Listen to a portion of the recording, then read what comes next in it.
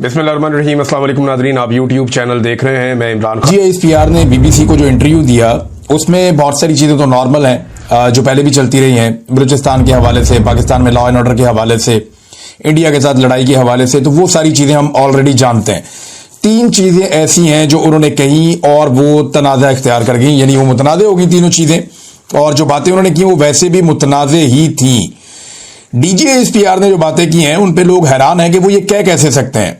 यानी सबसे पहले उन्होंने एक स्टेटमेंट का एक हिस्सा उनका ये है कि वो ये क्लेम कर रहे हैं कि फौज का सियासत में किरदार कोई नहीं है और फौज जो है वो सिर्फ हुकूमत की मदद करती है, हुकूमत जो है वो रियासत होती है।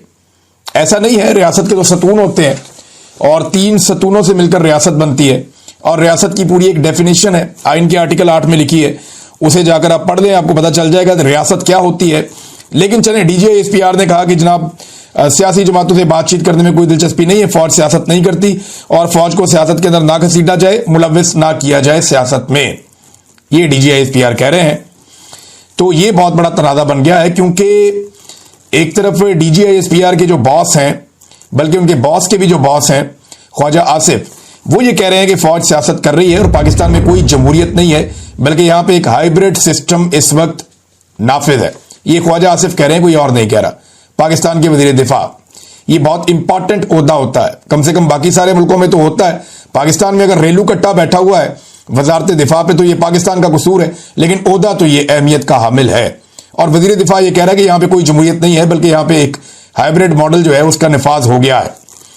दूसरा, बहुत सारे लोग गवाही दे रहे हैं, मोहम्मद जुबैर ने गवाही दी है, ख्वाजा आसिफ ने यहां तक कहा कि इतनी सियासत तो हमने सारी जिंदगी में नहीं की जितनी जनरल बाजवा की है। तो जनरल बाजवा की सियासत सब जानते हैं, शहबाज शरीफ से मुलाकातें, डिक्कियों में बैठ के जाना और पहुंचना, और बहुत सारे लोगों से और भी मुलाकातें।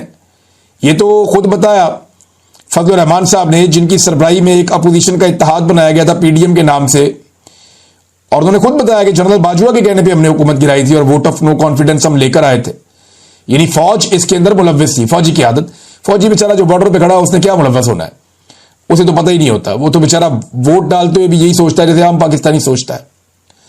वो तो पाकिस्तान की किस्मत बदलते हुए देखना चाहता है जैसे आम पाकिस्तानी देखना चाहता है। लेकिन मैं बात कर रहा हूं उन जर्नैलों की, उन ताकतवर लोगों की जो बैठ के बंद कमरों में फैसले कर लेते हैं। तो यहां फौज पूरी तरह से सियासत में मुलव्विस है, हो ही नहीं सकता कि फौज सियासत में मुलव्विस ना हो।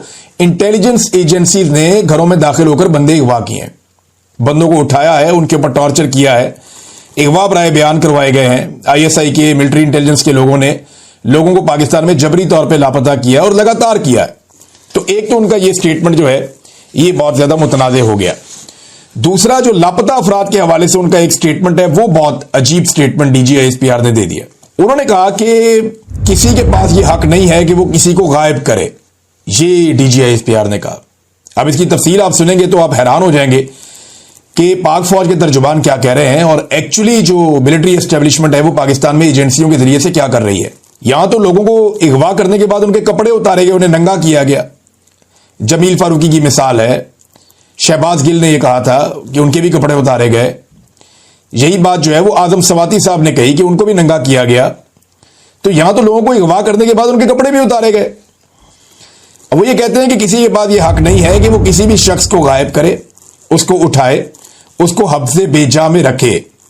इसकी कोई कानून इजाजत नहीं देता, हम सख्ती से इसकी मुमानियत करते हैं और जो भी जिम्मेदार हैं उन्हें तलाश किया जाता है और उन्हें जिम्मेदार ठहराया जाता है। तो DG साहब, मैं बता देता हूं कौन जिम्मेदार है। ये वीलॉग सुन के आप मुझे फोन कर दें, मैं बताता हूं मुझे किसने अगवा किया था और कैसे किया था। और भाई, मैं तो पुलिस के पास गया था FIR करवाने के लिए। जब मैं ISI की कैद से छूट कर आया और आने के बाद चंद दिन में मेरी हालत ठीक हुई तो मैं गया, मैंने कहा जी मैं अपनी FIR दर्ज करवाऊंगा, पुलिस के पास जाऊंगा। पुलिस ने FIR दर्ज करने से इनकार कर दिया। जजों को आवाजें मारता रहा, मुझे इंसाफ दे दो, किसी ने मुझे इंसाफ नहीं दिया। लापता अफराद का एक कमीशन है, उन्होंने भी मेरे से राब्ता नहीं किया।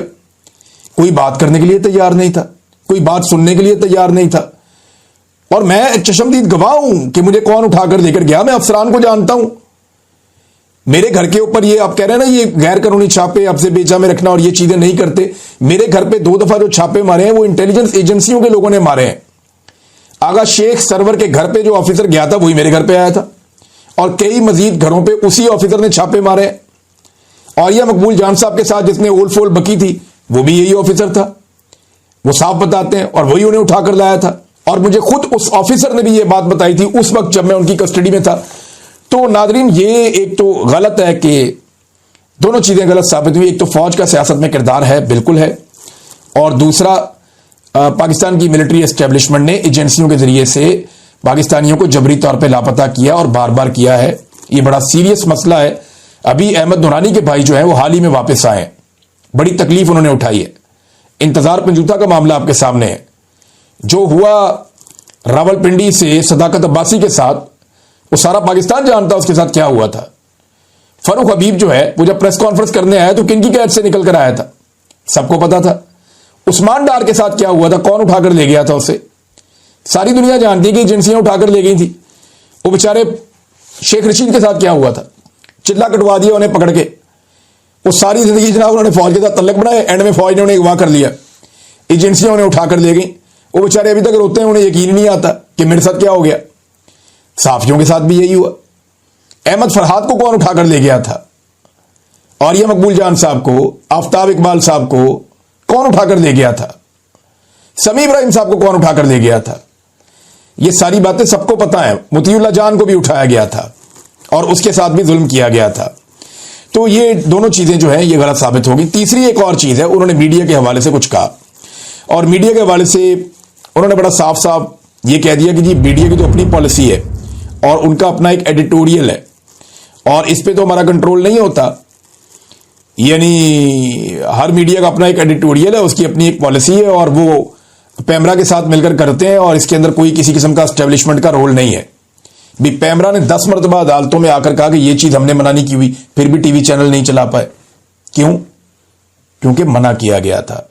बाकायदा टीवी चैनल के मालिकान को बुलाकर धमकाया गया एस्टेब्लिशमेंट की जानिब से। ये मीडिया मालिकान बेचारे निजी महफिलों में बताते हैं कि हमें धमकाया गया, हमें बुलाकर कहा गया कि आज के बाद या हमारे रास्ते पे चलोगे या फिर हम तुम्हारा जीना हराम करेंगे। ये कहा गया मीडिया मालिकान को। अल्फाज बड़े सख्त थे, वो मैं यहां पे दोहराना नहीं चाह रहा। और मीडिया मालिकान को जब धमकाया जा रहा था तो एक सियासतदान भी वहां पे मौजूद था उस वक्त, जो फाइलें उठाकर चल रहा था। तो ये सारी दुनिया जानती है कि मीडिया के साथ क्या हुआ है। यानी मुझे जब नौकरी से निकाला गया तो मुझे बताया गया मेरे चैनल की जानिब से बार बार कि जनाब हमें प्रेशर आता है मिलिट्री एस्टेब्लिशमेंट की जानिब से कि इसको नौकरी से निकालो, हम उनके कहने पे आपको निकाल रहे हैं। हमने उनसे पूछा इसने क्या गलत किया है, गैर कानूनी क्या है, तो वो कहते नहीं बस निकालो इसको, तो निकाल दिया। अरशद शरीफ को नौकरी से किसने निकलवाया, ऐसे ही निकाला गया। साबिर शाकिर को किसने निकाला, ऐसे ही निकाला गया। मुईद पीरजादा को नौकरियों से किसने निकाला, ऐसे ही निकाला गया। अभी हाल ही में हमारे बहुत सारे दोस्तों की नौकरियां छिन गई। कुछ अर्सा काशिफ अब्बासी साहब भी जो है वो ऑफियर रहे। किसने किया ये सारा कुछ? मिलिट्री एस्टेब्लिशमेंट ने किया। हामिद मीर साहब अपने मुंह से कहते रहे, उनका जब प्रोग्राम बंद हुआ, कि मुझे इमरान खान ने नहीं बंद करवाया, मुझे तो एस्टेब्लिशमेंट ने बंद करवाया।